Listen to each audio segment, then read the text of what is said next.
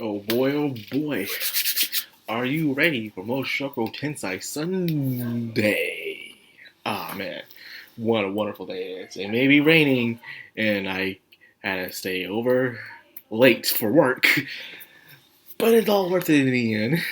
Got me some bone jingles for breakfast, watched Mushoku Tensei, and here I am ready for the review. Now, we don't got too much to break down, but just enough to go into a nice deep conversation about what's going on.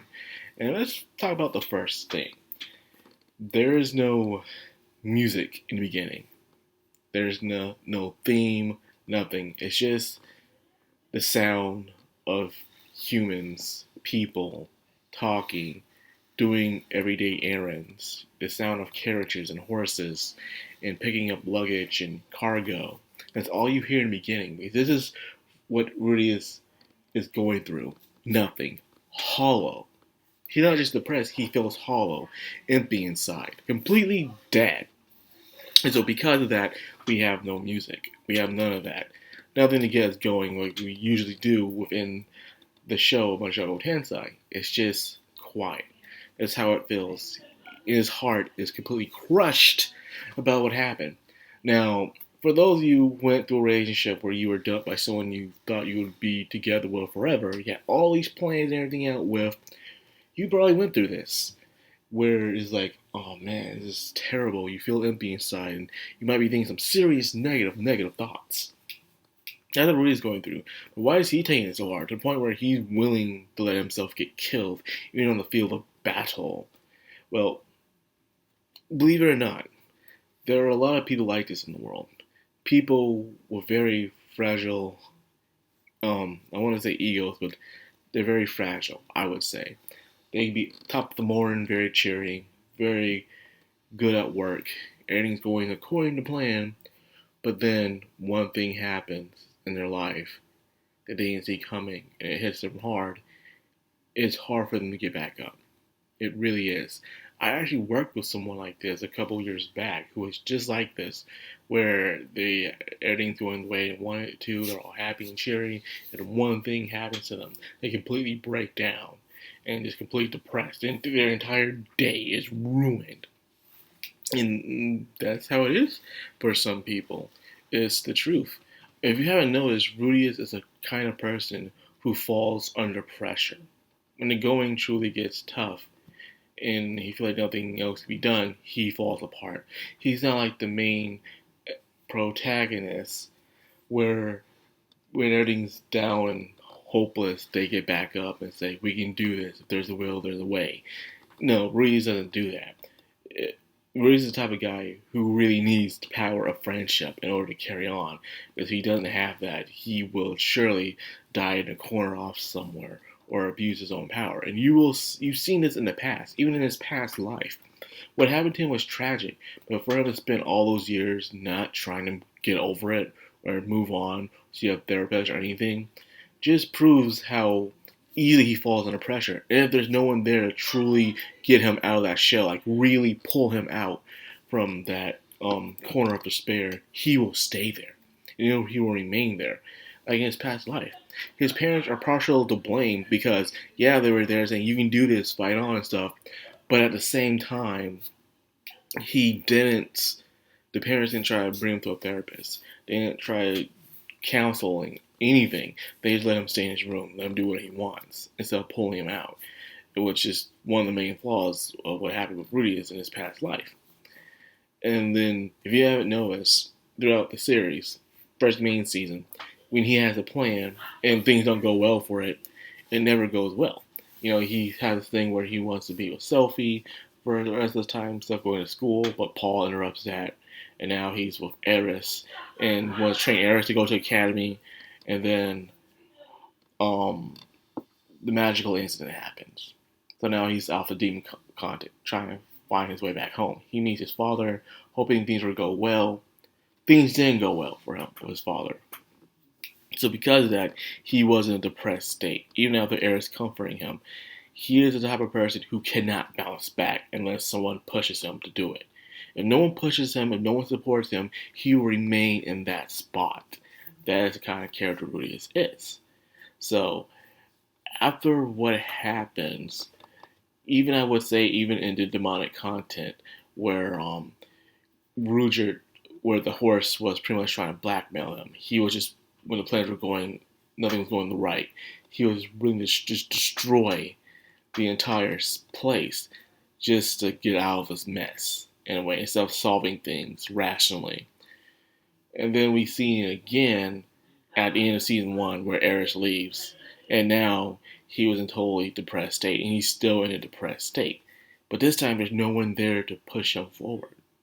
If you have not noticed that, Rudius has no one to push him forward, so he's been depressed for these past time scale as that depressed magician because there's no one there.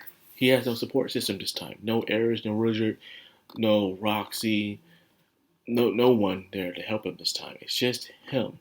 Until he goes to the north area searching for Zena, his mother, and he falls around the group of Counter Arrow of Susanne, Sarah, Timothy, and the rest of the gang, pretty much. He joins up with them because he needs to find some support and get some recognition in that area. So he sees this girl there named Sarah, and he sees Eris in her. Some in the past used to call her Discount Eris, in a way. I do like Eris as a character, but if I had to spend time with one or two, I would rather spend time with Sarah because believe it or not, Eris is really, really hard to get along with. Sarah, in a way, is stubborn as Eris, but she's more rational. In a way, she was calling out Rudius for things that were kind of reasonable, saying, we don't know how he works, he don't know how they work, so therefore they need to try their first mission. So he goes from there instead of Rudius point out suggestions, where he seems to be too depressed, where he might just get in the way. Which, in a way, she was kind of right. When they were fighting off the bears and the bears were coming, while everyone was trying to run, he was about to stand there and let himself get killed. In a way, Sarah was right. So in a way, yeah, Sarah is a more reasonable Eris, I would say.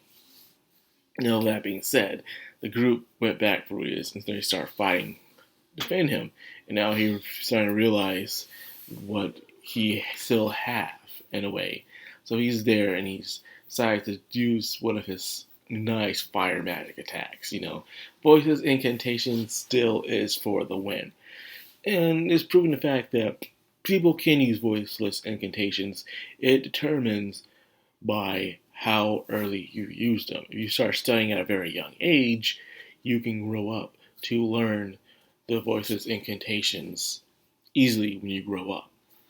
Now, some will question why can't Reese use healing incantations. It's probably him not able to get over his past life or him able to patch things up. Remember, he's the kind of guy who falls under pressure.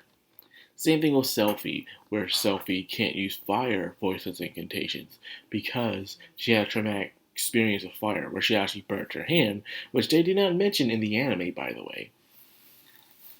So anyways, if you hadn't noticed, there's the window in Reese's room. Even at the end where we have that very warming but yet funny moment. I'm sorry, I couldn't take that moment seriously because he has the holy relic in his hands. He's crying over it. Imagine this dude. Imagine you right there in the corner. You seeing this dude. He's crying over some. This is some kind of shit you see in prison. After a hard, long time in prison, and you got no woman, and then you got the holy relic with you. Crying over it, saying, "This is my hope. This is my salvation." You're gonna need it. Keep it clean. Oh God, man. Just gotta take the moment seriously, man. This dude, even when he's trying to, he's messed up, but that's the point. This dude is just a messed up person who's trying to become a better person, but you gotta remember that he's still a messed up person. This is a story of true redemption. This is not a story of someone making a mistake and then they're going off to become a better person to redeem themselves. No, this is a person who was a kind of a creep, in a way, a total scumbag, a loser in his past life. So this is a true redemption story. Like, you see redemption stories of people who go around killing a lot of people. they get redeemed. It's amazing how people are more favored of people who redeem themselves, even though in their past they killed hundreds upon hundreds of people, but they're okay with that. But a dude who was a creep who's trying to get over this, as for some reason, is less irredeemable than the guy who's a mass freaking murderer. But hey, that's not my business. But anyways,